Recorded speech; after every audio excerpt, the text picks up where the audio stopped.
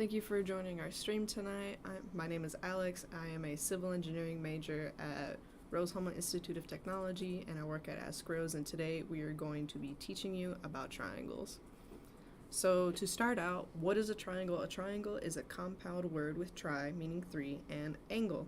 So you can kind of derive from that a triangle is a shape that has three angles inside of it.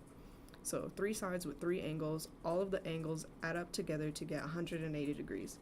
There are several different types, and we'll name them later. You can see over here, this is generally what a triangle looks like. I trust that most people know what a triangle looks like, but what makes this a triangle instead of another shape is that there are three distinct sides. They can be any length, they can all be the same, and they all have three angles. All of three of those angles add up to 180. So there are different types of triangles, and we kind of use different ways of naming them depending on what type they are. So you can name them based on the type of angles that they have. So an acute triangle is a triangle with all acute angles. So an example would be this triangle right here. Acute means that the angle is less than 90 degrees. And so in this triangle, all of the angles here, let's say they're all 60. This one's 60, this one's 60, and this top one is 60. This works because 60 times 3 is 180, and all of these angles are less than 90. They don't all have to be 60, they can be a little bit bigger and some be a little bit smaller, as long as they all add together to get 180. So a right triangle is a triangle with a right angle. So this would be any triangle that has one angle that is 90 degrees. It can look like that. It can look like this and have the right angle on top, but the important thing to note is that the right angle is only one, and it has to be there in order to be a right triangle. So if you also think about it, you can only have one right angle in a triangle, because if you were to have a shape with two right angles, 90 plus 90 is 180, so that doesn't leave any room for a third angle. So whatever your other angles are, those two add together to get 90. The next type of triangle is an obtuse triangle, a triangle with an obtuse angle. So if we have a triangle like this, for example, let's say this is a 100-degree angle, and we'll make this 45 and this one 35. So you can orient it that way. You can make the angle on the side. The important thing to note is that you have one angle that is larger than 90 degrees. That's what obtuse means. So it's the opposite of acute. Instead of having all acute angles, it has one obtuse angle. And since you have one angle that is bigger than 90, then the other two angles both have to sum less than 90 in order for all of the angles to sum together to 180 degrees. So the last one that you can name based on angles is equiangular triangle, triangle with all angles congruent. So congruent is a fancy word that we use to express when things are the same, when they equal each other. So the first example that I gave is actually an example of an equiangular triangle because all of the angles are 60 degrees. So because it is an equiangular triangle, if all three angles are going to be the same, and you know that all three of them add up to 180, then there is only one type of equiangular triangle with all three angles congruent. There are other types of equiangular triangles, like the example over here. That's the same triangle that I did. If you were to have a triangle with, for example, a 40-degree angle here and another 40-degree angle, and then, this is not to scale, but 100 degrees on top, That's another example of an equal angular triangle because you have two angles that are congruent. You have two angles that measure the same degree and equal each other. So that's how to name triangles based on their angles. So there's another convention that we use for naming triangles, and that's based on their sides, the length of their sides. So the first type, a scalene triangle, is a triangle with no sides congruent. So if we take a random triangle and we say that this length right here is 4, we'll do inches. So 4 inches, this side is 6 inches, and this side is 5 inches. So all of these sides are different lengths. So none of these sides are equal to each other. None of the sides are congruent. That's how we get a scalene triangle. Another example is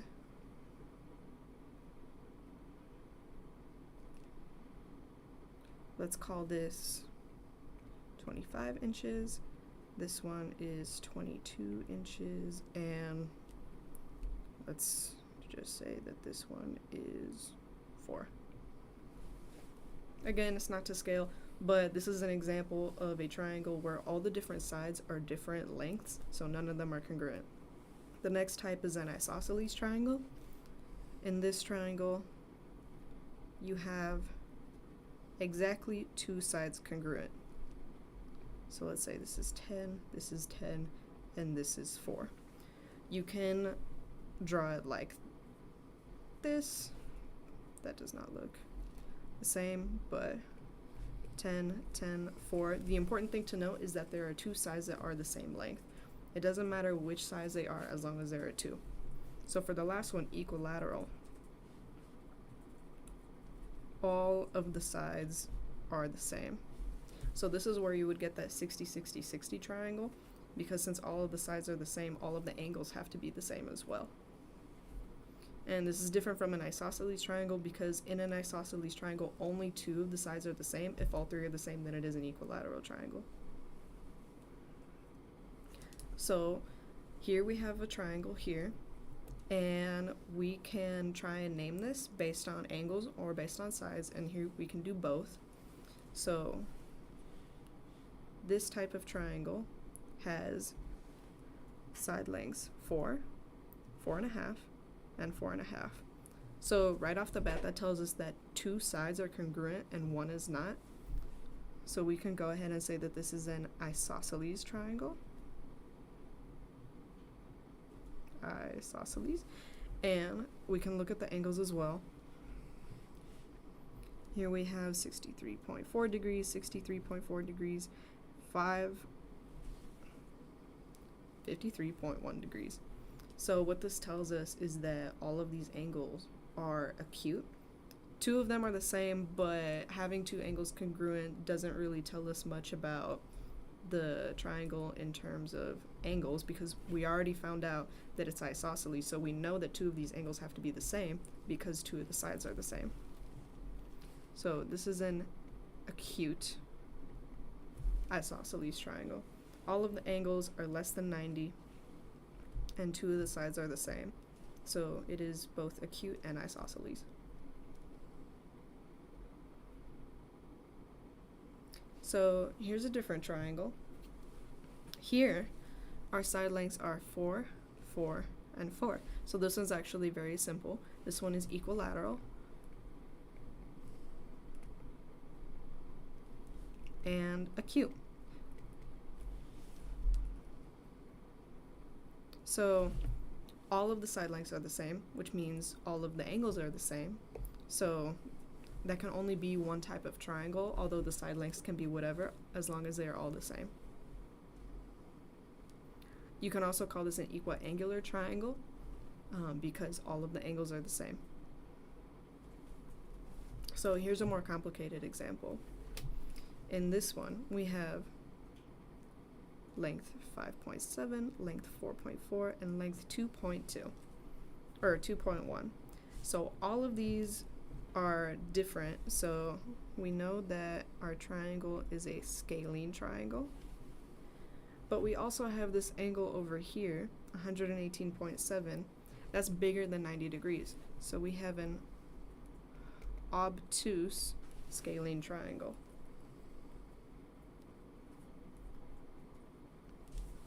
A different example, this one right off the bat, we can see that one of our angles is 90 degrees, so that tells us that this is a right triangle.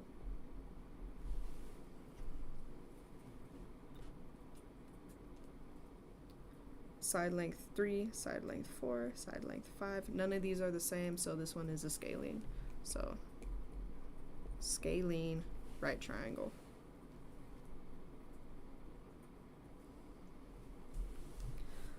So to talk more about right triangles are actually pretty special. They have a bunch of theorems that have to do with them. And so, like I said before, a right triangle is a triangle where one of the angles is 90 degrees or right. So it's special because of the Pythagorean theorem. So this really old guy named Pythagoras came up with a bunch of math that tells us how to find different lengths of the sides of triangles and also the angles. So in this triangle, this side length right here, we'll call this AC and put a line over it to denote that we're talking about a line. Over here we have AB, and from here to here we have BC. So Pythagoras found out that if you take the length of AB, square it, and add it to the length of AC squared, it'll equal the length of BC squared as well. So the longest side, in this case BC, is called the hypotenuse, and we have that spelled out right here. So you can do a lot with this. There are types of triangles that you can quickly find the lengths of. So in this example that we have right here, the sides are 3, 4, and 5. So this is actually a special right triangle because the length of the hypotenuse and all of the legs are whole numbers. So there are 3 different types of special right triangles, I believe. There may be more, but the ones that we commonly talk about and see are the 3, 4, 5 right triangles, the 5, 12, 13, and the last one is escaping me, but that one's less important anyways. It usually just talks about these 2. So this is an example of a 5, 12, 13 triangle, but instead of just writing 13 as the length, we're going to explain why it is 13. So if we take length 5, square it, add it to 12 squared, this should give us our hypotenuse squared, BC squared. So we'll have 25 plus 144. This is equal to 169, which the square root of 169 is 13. So this is one of those cases where you get a nice whole number out of that, because there are a lot of situations where you will have side lengths for both of the legs of the triangle. The legs of the triangle are the sides that are not the hypotenuse, so the ones that are adjacent or right next to this right angle. So most triangles, you will find that when you are trying to find the length of the hypotenuse, even if you have 2 nice whole numbers, the only scenarios in which you're going to get a nice whole number for your hypotenuse is a special right triangle. And here we have the steps, which is exactly what I did before. This has the formula. You plug in the lengths that we know, in this case 12 and 5. Do the math, you find that BC squared is equal to 169, take the square root of that, and you have 13 as your length. And since we're not given units, then we just denote it as being 13 units long. So this one, like I just said, sometimes you will have cases where you have nice whole numbers, but you will not get a whole number as your answer for the length of the hypotenuse. So for this one, we want to find what the length of the hypotenuse is. For this, it's the same deal before. We have our formula. You plug in the numbers, in this case 5 and 5. you find that BC squared is 50, so you find that root 50 is 5 radical 2, and so BC is 5 radical 2 units long. Down here we have a useful trick written out, where if you have a 45, 45, 90 triangle, meaning that your angles are 90, 45, and 45. So not only do you have a right triangle, but you have one that is also equal angular in the fact that it has two angles that are the same. This means that you will have the same ratio for the side opposite of the 90-degree angle. So in this case, our hypotenuse right here is opposite our right angle. So if you want to think about a trick to know the length of this, think about a square. So if we were to draw the opposite, of this triangle, we would know that the length of this is 5 and the length of this is 5, but we want to find the distance that cuts across here. Well, you can use the area of a square to find the area of the triangle in half if you want to take that shortcut. We know the area of a square is length squared, so in this case 5 squared gives us 25. Well, in this instance we don't want the whole thing, we just want the area of this triangle. So we would divide that by 2. And so our area for that would be 25 over 2 units squared. The area for a triangle, as I'm sure you're aware, is 1/2 base times height. So our base in this case is 5. Our height is also 5. Pop out a 1/2, and that gives us 25 over 2. So when you're thinking about what the length for this one should be, you have to consider, if you know that the length of this is 5 and the length of this is also 5, you can multiply whatever the length of that side is by radical 2, and that will always be the length of your hypotenuse as long as your sides are the same. So for right triangles, you can find any angle in radians based on the ratio and trig function that you use. So there are different trigonometric functions, sine, cosine, and tangent, that can tell you the ratio of sides based on which angle that you choose. And that sounds pretty confusing, but we're going to break it down. So take this triangle over here, and we're going to consider this angle right here, angle A. So sine is opposite over hypotenuse. And there's a little mnemonic over here that shows you how to remember it, because it is sine is opposite over hypotenuse, cosine is adjacent over hypotenuse, and tangent is opposite over adjacent. So SOHCAHTOA is a mnemonic that you can use to remember which trig function corresponds with which ratio. In this case, for sine, you consider opposite over hypotenuse. The side length for our opposite, so the side opposite the angle would be this one, is 0.7. Our hypotenuse is 1. So sine of 45 degrees is 1.7 in radians. No, in degrees.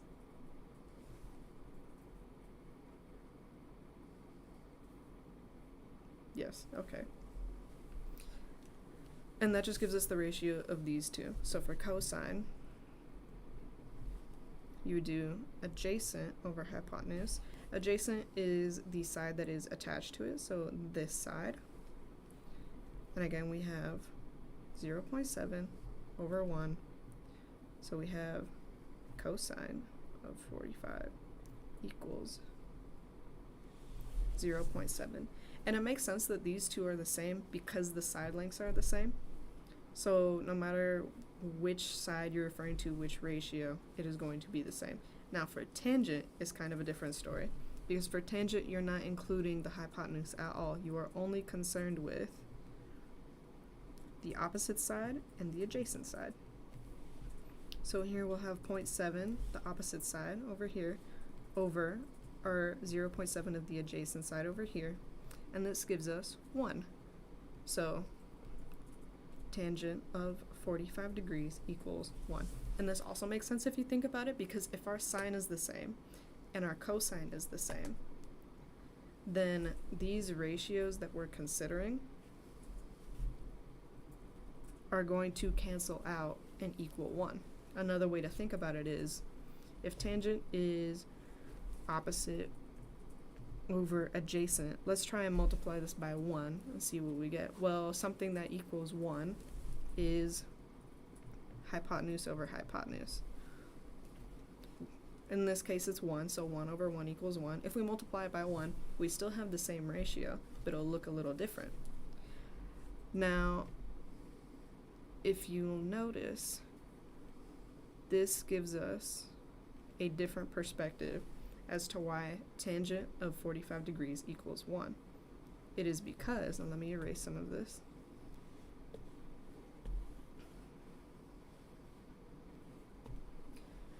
It is because this gives us a new multiplication of opposite over hypotenuse times hypotenuse over adjacent, which is the same as opposite over hypotenuse over adjacent over hypotenuse. So if this is equal to tangent, then this means that tangent is equal to sine over cosine. So now we get to use these trig functions to try and figure out what the missing angle is. So we want to find both of these angles using sine and cosine. So because we have all of the side lengths, we can start out with sine of A equals opposite, so in this case 5 over 6.4. In order to find what A is, you have to use the inverse sine function.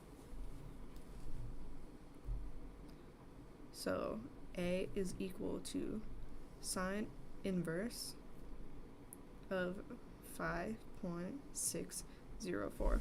If at this point you're freaking out because you have no idea how to calculate sine, where I'm pulling these numbers out, or how to calculate inverse sine, all of these trig functions and their inverses are in calculators, whether it be online calculators, physical graphing calculators. All of them have functions that let you calculate what sine is. You're not expected to know what any of that is off the top of your head. There are some that you can remember, but a good rule of thumb is usually is to consider where your angle is and how big it is. So for example, if you calculate this and you have an angle that is bigger than 90, that's how you know that you messed up, because you know that this angle has to be less than 90 to add up to the other one to equal 90 after that. So if we calculate this first one, we find that sine inverse of 5 over 6.4 is equal to 51.375 degrees. For cosine, let's do cosine of B. Now, it doesn't really matter which angle you're doing, but since we want to find both A and B, there's no point in doing cosine of A this time, because let's just say we were to do cosine of A. All this would change is which sides we're looking at. This time we would be looking at 4 over 6.4. But this trig function is still working in terms of A, and we've already found A. So we could have done this to begin with and not done sine of A. So for our next angle, since we want to use both cosine and sine, we'll do cosine of B, and this is 5 over 6.4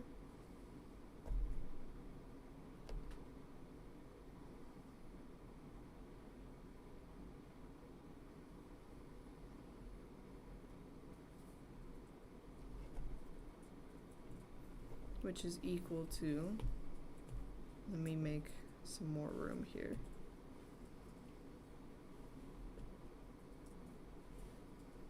There we go. So B equals 5 over 6.4. So B is equal to cosine inverse of 5 over 6.4. Plug that into a calculator and you'll get an answer of 38.625 degrees. So just a quick sanity check. If we add these two angles together, well, that would give us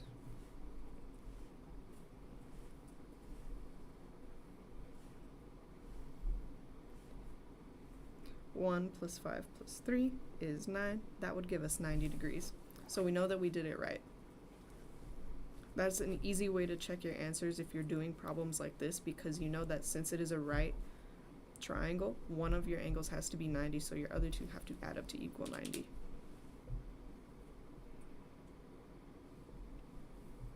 So this is a viewer submitted question. At a pond where there are 24 ducks swimming, the tape diagram shows the ratio of ducklings to adult ducks. So this problem is not dealing with triangles, but dealing with ratios. So in this ratio, for every one adult duck, there are 5 ducklings.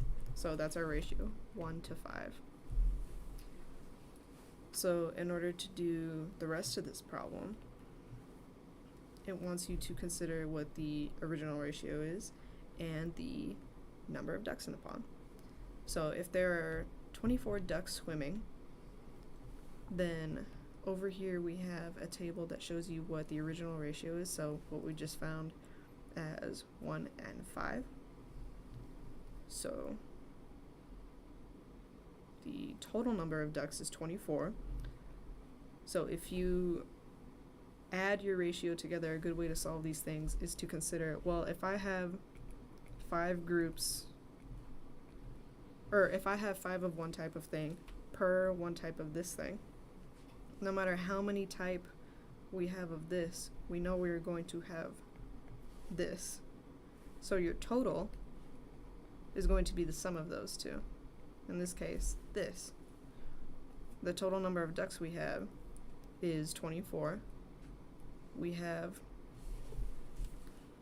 6 ducks in order to fulfill our ratio. So how many ratios do we have to get 24 ducks? In this case, it is 4.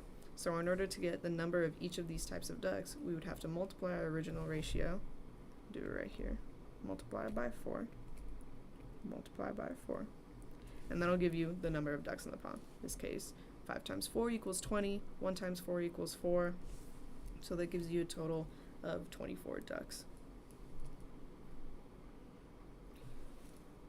Thank you so much for joining. The AskRose call center is open from now to 10 p.m. Eastern Time. Enjoy your summer break, everyone. You've earned it.